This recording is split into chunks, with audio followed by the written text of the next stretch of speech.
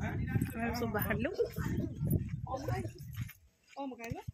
सकाल आम समस्ते रेडी होकर बाहरी गलु भुवनेश्वर मंदिर बाबा को दर्शन करने।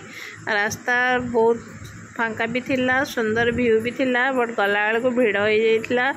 तो आम गाड़ी पार्किंग कर देकी आग बाबा मंदिर आड़ को बाहरलु। सेठू भोग किणी नहीं, भोग किणी सारापर भाईर पास लगे आमको एंट्री सहजरे मिलगला। देन आम भर को गलु दर्शन करने। ये बाबा मंदिर में गोटे अद्भुत नियम अच्छी, पुरुष लोक मैंने अंटाड़ ऊपर किसी पिंधे। तो ये भाई ओम आ ओम बाबा समस्त ड्रेस चेंज कर सारापर आम मंदिर भर को गलु। मंदिर भर को तो मोबाइल अलाउ नाला, मोबाइल की थोईकी आम शांति जाकि बाबा को दर्शन करके आसिलु।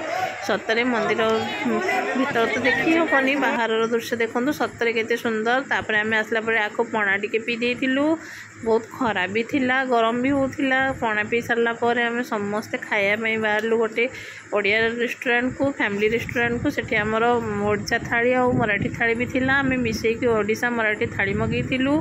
थाली 2-3टा सब्जी सह रुटी भात पांपड़ सब थिला। खाई सारापर आम आसिलु। वीडियो भल लगे सब्सक्राइब करेंगे।